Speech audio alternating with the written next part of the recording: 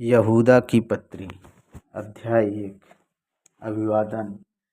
यहूदा की ओर से जो यीशु मसीह का दास और याकूब का भाई है, उन बुलाए हुओं के नाम जो परमेश्वर पिता में प्रिय और यीशु मसीह के लिए सुरक्षित हैं, दया और शांति और प्रेम तुम्हें बहुतायत से प्राप्त होता रहे। झूठे शिक्षक। हे प्रियो, जब मैं तुम्हें उस उद्धार के विषय में लिखने में अत्यंत परिश्रम से प्रयत्न कर रहा था जिसमें हम सब सहभागी हैं, तो मैंने तुम्हें यह समझाना आवश्यक जाना कि उस विश्वास के लिए पूरा यत्न करो जो पवित्र लोगों को एक ही बार सौंपा गया था, क्योंकि कितने ऐसे मनुष्य चुपके से हम में आ मिले हैं जिनके इस दंड का वर्णन पुराने समय में पहले ही से लिखा गया था।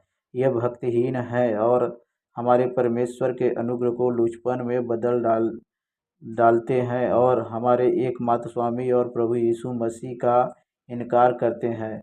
पर यद्यपि तुम सब बात एक बार जान चुके हो, तभी मैं तुम्हें इस बात की शुद्धि दिलाना चाहता हूँ कि प्रभु ने एक कुल को मिस्र देश से छुड़ाने के बाद विश्वास न लाने वालों को नष्ट कर दिया। फिर जिन स्वर्गदूतों ने अपने पद को स्थिर न रखा वरन अपने निज निवास को छोड़ दिया, उसने उनको भी उस भीषण दिन के न्याय के लिए अंधकार में जो सदा काल के लिए है बंधनों में रखा है।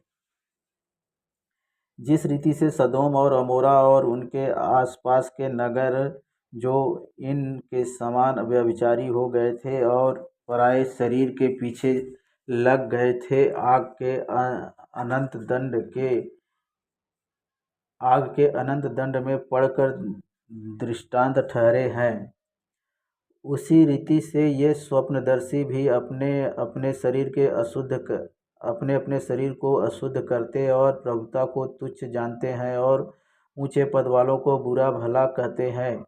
परंतु प्रधान स्वर्गदूत मिकाईल ने जब शैतान से मूसा के शव के विषय में वाद विवाद किया, तो उसको बुरा भला कह के दोष लगाने का साहस न किया, पर यह कहा, प्रभु तुझे डांटे। पर ये लोग जिन बातों को नहीं जानते उनको बुरा भला कहते हैं, और जिन बातों को अचेतन पशुओं के समान स्वभाव ही से जानते हैं, उनमें अपने आप को नष्ट करते हैं।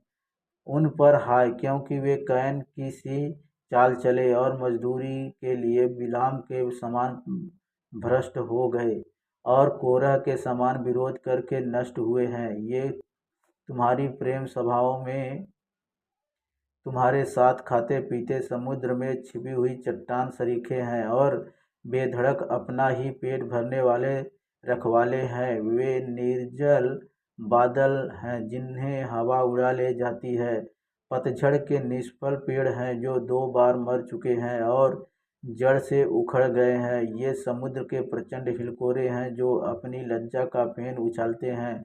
ये डमाडोल तारे हैं जिनके लिए सदा काल तक घोर अंधकार रखा गया है।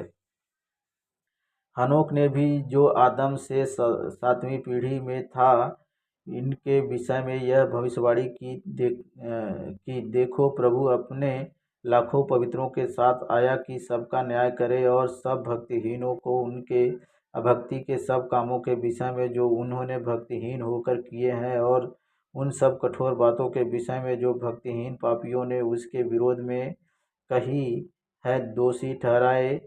ये तो संतुष्ट, कुड़कुड़ाने वाले और अपनी अभिलाषाओं के अनुसार चलने वाले हैं और अपने मुंह से घमंड की बातें बोलते हैं, और वे लाभ के लिए मुंह देखी बड़ाई किया करते हैं। पर हे प्रियो, तुम उन बातों को स्मरण रखो जो हमारे प्रभु यीशु मसीह के प्रेरित पहले ही कह चुके हैं। वे तुमसे कहा करते थे, पिछले दिनों में ऐसे ठट्ठा करने वाले होंगे जो अपनी अभक्ति और अभिलाषाओं के अनुसार चलेंगे। ये वे हैं जो फूट डालते हैं। ये शारीरिक लोग हैं जिनमें आत्मा नहीं। पर हे प्रियो, तुम अपने अति पवित्र विश्वास में उन्नति करते हुए और पवित्र आत्मा में प्रार्थना करते हुए अपने आप को परमेश्वर के प्रेम में बनाए रखो और अनंत जीवन के लिए हमारे प्रभु यीशु मसीह की दया की बाट जोहते रहो। उन पर जो शंका में है दया करो, और बहुतों को आग में से झपट कर निकालो, और बहुतों पर भय के साथ दया करो, पर उस वस्त्र से भी घृणा करो जो शरीर के द्वारा कलंकित हो गया है। आशीर्वचन।